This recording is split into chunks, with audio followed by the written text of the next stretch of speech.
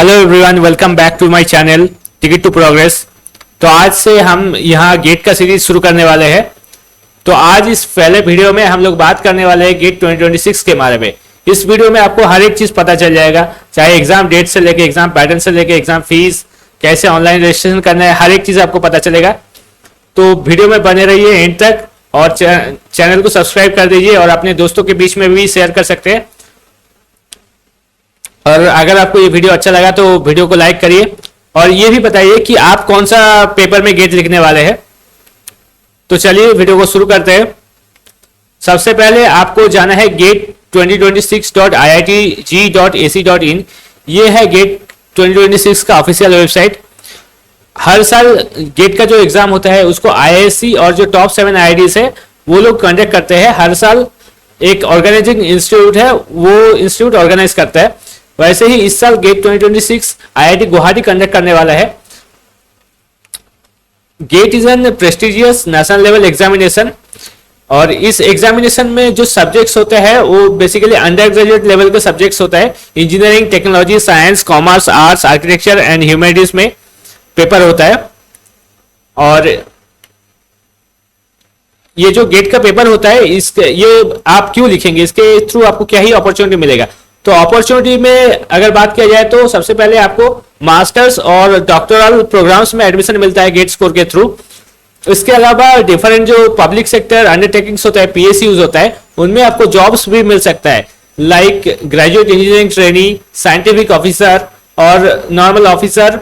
तो इन पोस्ट में अगर आपको जॉब करना है डिफरेंट PSUs में तो आपको गेट लिखना पड़ेगा। गेट के रैंक के हिसाब से वहां जॉब मिलता है।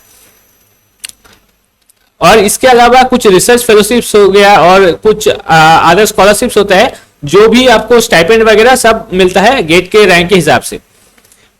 और गेट का जो पेपर है वो 3 साल के लिए वैलिड रहता है। अब आपको यहाँ एक चीज समझना पड़ेगा कि 3 साल के लिए वैलिड रहता है खाली एजुकेशनल जो एडमिशंस होते हैं उसके लिए, पर जो आपका जॉब्स होते हैं PSUs का या फिर अदर जैसे इसरो वगैरह, तो इनके लिए आपके बस 1 साल के लिए वैलिड रहता है। ठीक है, तो जॉब के लिए आपका गेट स्कोर कार्ड 1 साल के लिए वैलिड है और एमटेक या MS या PhD के एडमिशन के लिए गेट स्कोर 3 साल के लिए वैलिड है। ठीक है, और गेट का जो भी कैंडिडेट लिख रहा है वो या तो एक पेपर से भी दे सकते हैं चाहे, या फिर वो चाहे तो मैक्सिमम 2 पेपर में गेट लिख सकते हैं। अब आप सबके मन में सवाल आ रहा होगा कि गेट में फिर पेपर क्या होता है, मतलब एक पेपर लिखने से फायदा है या 2 पेपर लिखने से फायदा है, तो मैं आगे आपको बताऊंगा। और इस साल का एक जो नया अपडेट है, जो XC का पेपर था पहले इंजीनियरिंग साइंस का पेपर, उसमें एक नया सेक्शन ऐड हुआ है XCI करके। और जिनको पता नहीं XC क्या होता है तो वो लोग नीचे कमेंट में बता सकते हैं, मैं XC के ऊपर एक अलग से डेडिकेटेड वीडियो बना दूंगा। इसके अलावा गेट 2026 जो होने वाला है वो टोटल 30 टेस्ट पेपर में कंडक्ट होने वाला है। तो चलिए पहले देख लेता हूं कौन कौन सा वो 30 टेस्ट पेपर है। तो ये सारे 30 टेस्ट पेपर का लिस्ट यहाँ दिया हुआ है। Aerospace, agriculture, architecture and planning, biomedical, biotechnology, civil, chemical, computer science, chemistry, data science, electronics communication, electrical, environmental science, ecology, evolution, geomatics, geology and geophysics, instrumentation, mathematics, mechanical, mining, metallurgy, ऐसे करके पूरा list दिया है। Petroleum, statistics, production, industrial, textile, engineering science, humanities and social science, life science, naval architecture, ये पूरा आप list देख सकते हैं। तो आप जिस भी सब्जेक्ट में ग्रेजुएशन की है आप चाहे तो उसमें लिख सकते हैं गेट। और अगर आपको सिलेबस देखना है किसी भी सब्जेक्ट का, मान लीजिए आप मेटलर्जी में बीटेक किए, तो आपको बस यहाँ मेटलर्जी के ऊपर क्लिक करना है, तो यहाँ आपका सिलेबस खुल जाएगा। यहाँ से आपको सिलेबस देख सकते हैं। और यहाँ मैं एक चीज मेंशन कर देता हूँ कि जो पिछले साल का सिलेबस था उसका वही सेम सिलेबस इस साल भी है, सिलेबस में कोई चेंज नहीं हुआ है। ठीक है, तो यहाँ से आप सिलेबस देख सकते हैं हर एक का, और आपका जो पसंदीदा ब्रांच है आप उसमें गेट का पेपर लिख सकते हैं। Next is your question paper का पैटर्न क्या होता है। तो first thing is this is a CBT mode test, means computer based test, जिसमें आपको एग्जाम सेंटर में जाना पड़ेगा, वहां PC रहेगा या कंप्यूटर रहेगा, उसमें आपको टेस्ट देना पड़ेगा। और ये जो लैंग्वेज ऑफ एग्जामिनेशन होने वाला है वो इंग्लिश में होगा पेपर, और ये पेपर 3 घंटे का होता है। बट जो PWD कैंडिडेट्स है उनके लिए ये पेपर 4 घंटे का होगा, उनको एक्स्ट्रा 1 घंटे मिलेगा। अब इसमें सेक्शंस होता है, 2 सेक्शन होता है, एक तो जनरल एप्टीट्यूड का और एक होता है आपका जो आप सब्जेक्ट चूज करते हैं उसका। मान लीजिए आप मैकेनिकल इंजीनियरिंग से पेपर दे रहे हैं तो जनरल एप्टीट्यूड तो रहेगा, उसके साथ मैकेनिकल का जो सब्जेक्ट होता है वो सब्जेक्ट रहेगा।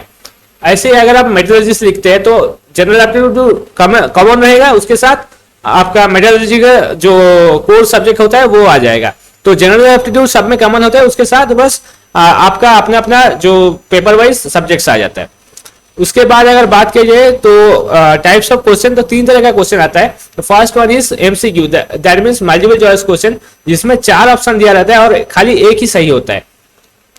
इसके अलावा आता है आपका एमएसक्यू, जिसमें 4 ऑप्शन तो दिया रहता है पर उसमें आपको पता नहीं कितना ऑप्शन सही होगा, 1 भी सही हो सकता है, 2 भी सही हो सकते हैं, 3 भी सही हो सकते हैं और 4 भी सही हो सकते हैं। और जो तीसरा तरीके का क्वेश्चन आता है वो है न्यूमेरिकल आंसर टाइप, जिसमें आपका कोई ऑप्शन नहीं रहेगा, वहां वर्चुअल जो कीबोर्ड रहेगा वहां पर क्लिक करके आपको आंसर पुट करना पड़ेगा। और इसके अलावा मैं बता देता हूं कि आप लोगों को वहां वर्चुअल कैलकुलेटर भी मिलेगा कैलकुलेशन करने के लिए। अगर आपको नहीं पता कि कैसे वर्चुअल कैलकुलेटर में कैलकुलेशन किया जाता है तो आप कमेंट्स में बता सकते हैं, मैं एक सेपरेटेड वीडियो बना दूंगा, पर उसके लिए आपको लिखना पड़ेगा कमेंट में, ठीक है। तो नेक्स्ट चलते हैं, यहाँ पर जो मार्किंग स्कीम दिया हुआ है कि distribution of marks in paper को छोड़कर बाकी ज्यादातर पेपर में क्या होता है कि 15 मार्क्स का एप्टीट्यूड आता है, 13 मार्क्स का इंजीनियरिंग मैथ्स आता है और बाकी 72 मार्क्स का आपका सब्जेक्ट का क्वेश्चन आता है, जो कोर टेक्निकल सब्जेक्ट होता है उसका क्वेश्चन आता है। बट एक्सी जो मैं पहले भी बता चुका हूँ, अगर आपको एक्सी के ऊपर डेडिकेटेड वीडियो चाहिए तो कमेंट में लिखिए। एक्सी में क्या होता है कि 15 मार्क्स का इंजीनियरिंग मैथमेटिक्स आता है, ठीक है। और उसके अलावा ये जो सब्जेक्ट्स है AR, CY, DA, EY, GE, GG, MA, PH, ST, XH, XL, इसमें इंजीनियरिंग मैथ्स पूछा ही नहीं जाता है। इसमें क्या होता है 15 मार्क्स का आपका एप्टीट्यूड आता है और 85 मार्क्स आपका जो कोर टेक्निकल सब्जेक्ट होता है वो आ जाता है। और अगर मैं मार्किंग स्कीम का बात करूं तो यहाँ टोटल पेपर में 65 क्वेश्चंस होता है। 65 क्वेश्चंस में से ये जो क्वेश्चन होते हैं ये तो 1 मार्क्स का होता है या फिर 2 मार्क्स का होता है। जो एमसीक्यू होता है उसमें अगर 1 मार्क्स का क्वेश्चन में आपने सही किया तो +1 और अगर आपने गलत किया तो -1/3 होगा। Same for 2 marks question for MCQ, अगर सही किया तो +2, अगर गलत किया तो -2/3 होता है। और जो एमएसक्यू होता है उसमें ना ही कोई पर्सनल मार्किंग होता है और ना ही कोई नेगेटिव मार्किंग होता है। आप गलत आंसर देंगे तो आपको 0 मार्क्स मिलेगा। और जो एनएटी होता है उसमें भी कोई नेगेटिव मार्किंग नहीं होता है, गलत करेंगे तो 0 मार्क्स से मिलेगा। उसके अलावा अगर आप बाकी ये जो लिखा हुआ है मतलब पेपर वाइज जो सब्जेक्ट का एग्जाम पैटर्न यहाँ दिया हुआ है तो आप यहाँ से देख सकते हैं। आप चाहे तो स्क्रीनशॉट भी ले सकते हैं या फिर आप जाके गेट का वेबसाइट से भी चेक कर सकते हैं।